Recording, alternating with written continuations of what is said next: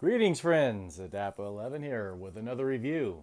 Star Wars The Legacy Collection Battle Packs. Battle at the Sarlac Pit.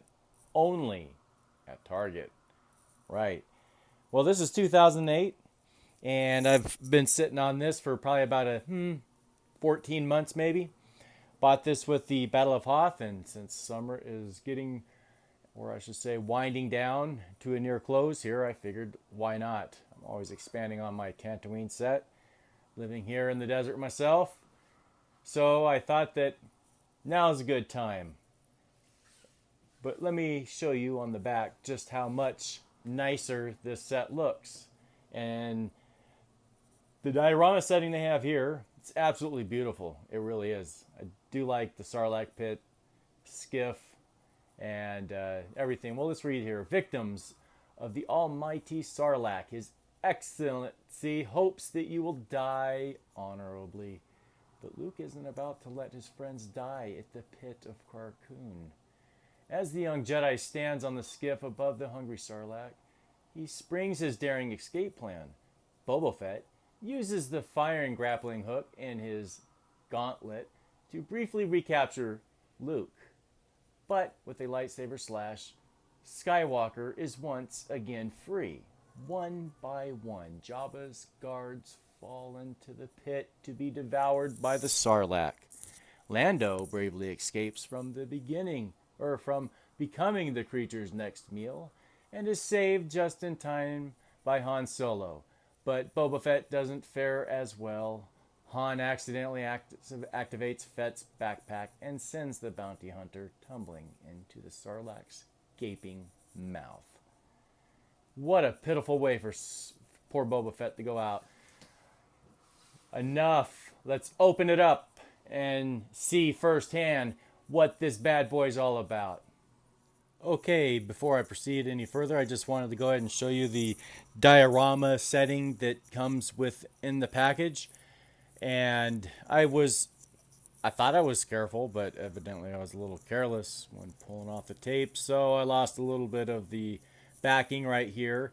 This is where the interior of the Sarlacc sits, and it's cool that Hasbro went ahead and included a little background diorama here for the display diorama and action figures. So I just wanted to show you this real quick. All right. And I'm going to pull this out because I think what I have is better. So I don't need to use this. I'll just use this background. Okay, so here we have the first piece of the Sarlacc pit. And you can see the multi-layer molds here. This piece comes out, it pops out. Two pieces.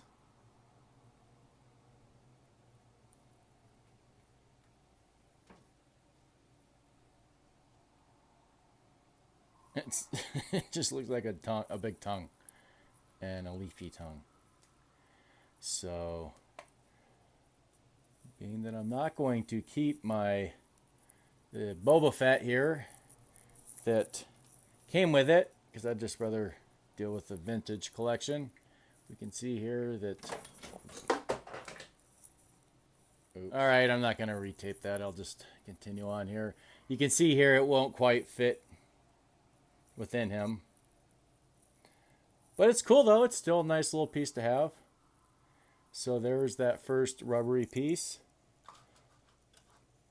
Now the interior of the Sarlacc pit I like it a lot. Nice detail, mini teeth, little suction type of things here. The tentacles. This one, there's one long tentacle that can be molded to grab. Well, not the end, unfortunately, but at least the end, where it's thicker, it can be more manipulated. So, pretty nice mold. I think it looks pretty cool.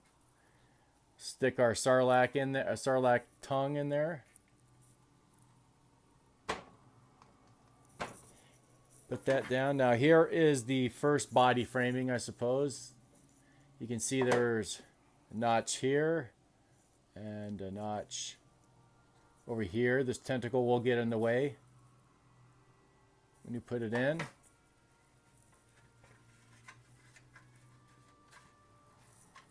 Low battery. Great. 20%. Okay, well.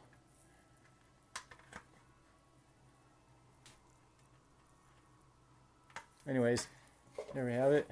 I'll have to readjust it. Okay, there I had to pause it there, work it a little bit to get it to fit a little bit better. But now this is not, this was covered by another sheath of a sort, and I like this a little more. It's more rugged looking. It's not as shiny.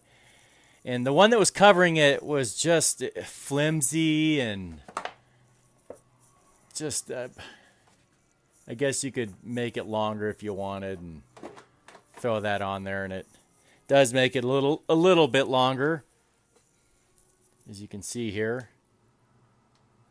But it's also shinier. I mean, oh well. All right, so if we were to pull this forward, I see, a little heavier now. If I pull it like that, it'll pull my diorama background off. If I don't apply pressure. But you can see the difference there, right? I don't know. Yeah, you can definitely see the difference. It's much more shiny with this covering on. So let's get to the skiff. Okay, so here we go. I thought I'd just go ahead and spice it up a little bit and do a comparison. Let's get the action figures out of the way and go to Luke here, who I will put on eBay. I just don't need him. As you can see, I have Luke's that I'm happy with in the background. Now this one, I'm not bagging on it or anything, but it's just I just don't need them. I don't believe in keeping figures just to have them. You know, I need room. But anyways, you can see here his articulation and whatnot. Let me turn off my light here.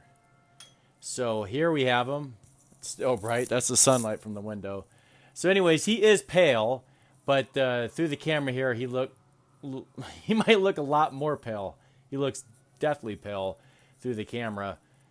But he's kind of got an odd, sickly look. And the articulation is swivel at the forearm / elbow and both the shoulders, so it's limited. He swivels at the midsection and swiveling at the knees and at the ankles. So he's pretty limited, and there's not really much to him. So off to eBay you go. So anyways, I will keep him on eBay because I like the vintage figure. I have the original, the one I had as a child. And then this one, I might go ahead and sell him because I still have the Black Series. I haven't opened him up yet, but I like this bone. Alright, so enough of him. So, okay, let's go to Han Solo, who is actually, I have one from, I don't know, what was it, Saga or something like that I gave my son, but I think I'll put this one on eBay too because I'm just going to... No. This is the Saga over here. I have this one, but I gave another loose one to my son. I don't know what line it was from. So I think these guys are basically the same mold, same articulation, which is the same as Luke. But if I keep him, instead of putting him on eBay, I can keep the two of these and just keep this new fresh figure, sell him on eBay. Though he's nice. He's got a nice look, I think. He's got a decent mold. I'm not a fan, personally, of the swivel at the forearms. I prefer the ball joint at the elbows and the knees. And he doesn't have any articulation at the knees.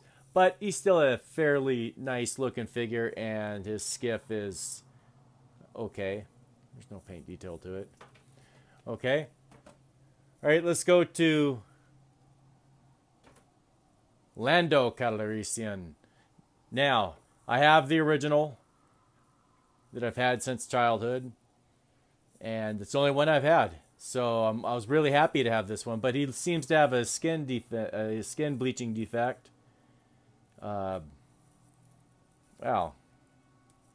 Okay, and I'm trying to get his helmet off, and well, you can see there's his head. Articulation goes the same with Lando here that it does with the other guys. His skiff is bent slightly. It's just a weak plastic, and having been in there for 8 years, it's just natural. I'll have to put some hot water to it. You can see the detail here. There's his holster, his pistol. There's nothing really to it. No paint. I like the detail, though. It's pretty decent detail and paint, even though he lacks articulation. But I really want to show you his head. I might just have to show a picture of it because I don't want to take the paint. Wow, his head is just like really in here. Okay. Gosh,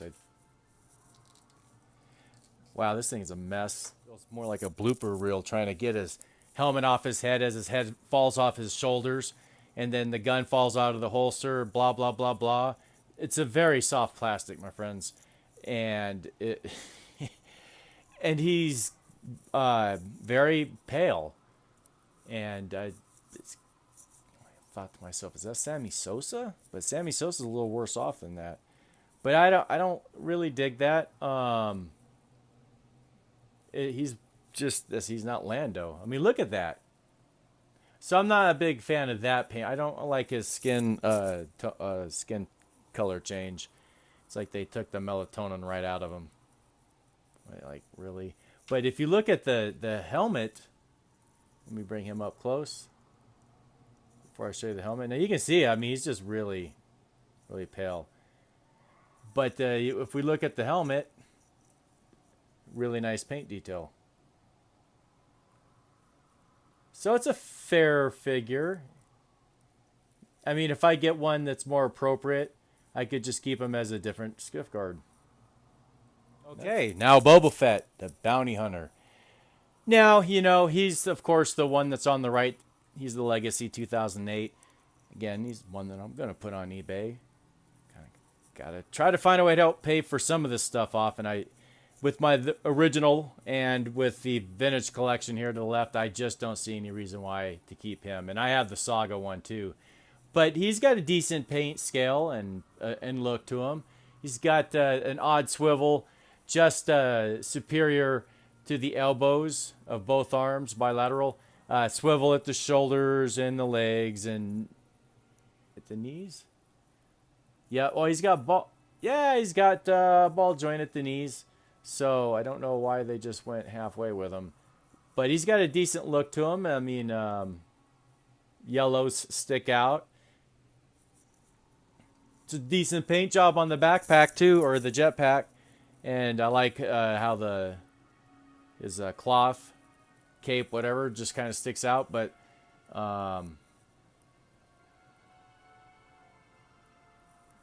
so yeah, I mean, I don't need them though.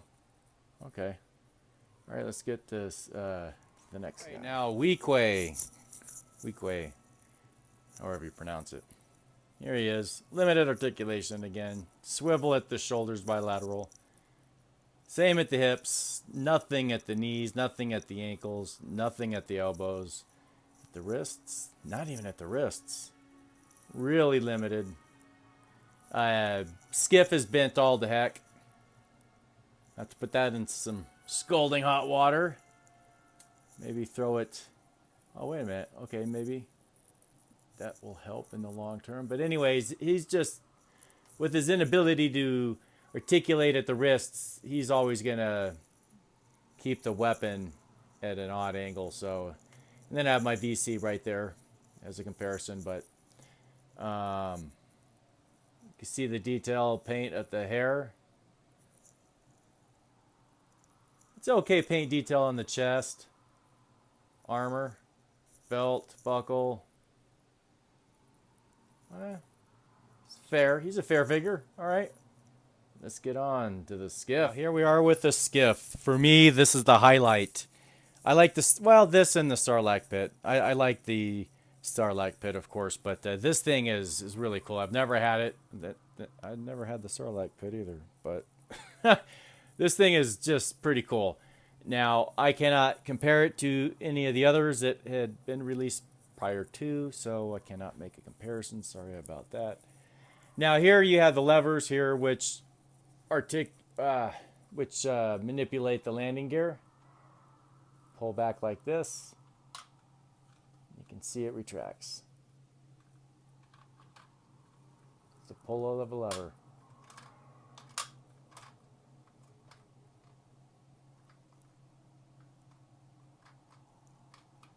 Okay. Now here we have the platform that Luke would stand on. As we see here, there's another part that does not stay up, so it's like useless. Unless you had him with a foot in each peg, I suppose. But not even then, because if it just stayed in his left foot.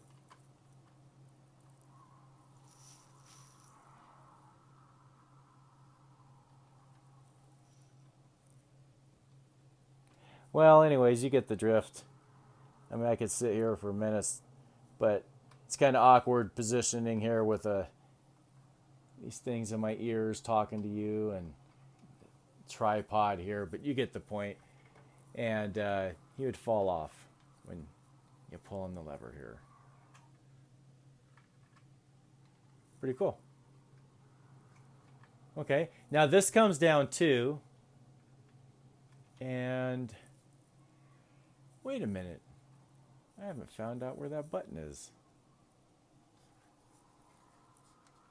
Now you can see here, this falls off and this looks like it pops open, and I haven't found that button. And you know what? And I looked over this thing. Oh, here it is. See this lever right here?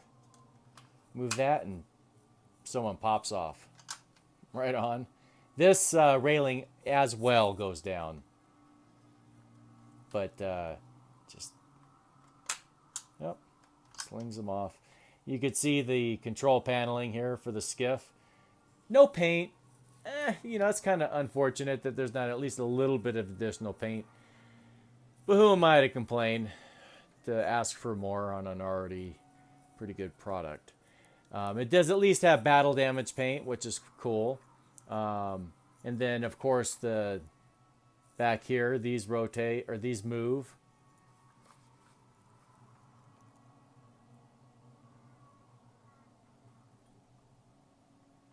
Yeah. Well, you know, I guess, wait a minute, here we go. Duh. Here's the levers right here. I guess I should have been better prepared. I thought I looked over this thing, but evidently not good enough. Okay, yeah, so there you are. There you have it. These move their rear panels. So I like this a lot. I do. I'm always trying to expand Tatooine in any, whether it's Mos Eisley or Jabba anything, any desert stuff. So I'm glad that I finally opened this, and I was very happy to be able to share this with you. So I suppose if you are looking at buying this in the future, hopefully this review will help you make a decision as to whether or not you are going to put such X amount of dollars, your hard-earned money, into this product. And I think I paid close to $100 for this in the Battle of Hoth. I think. I could be wrong. Maybe it was a little over 100 with the shipping.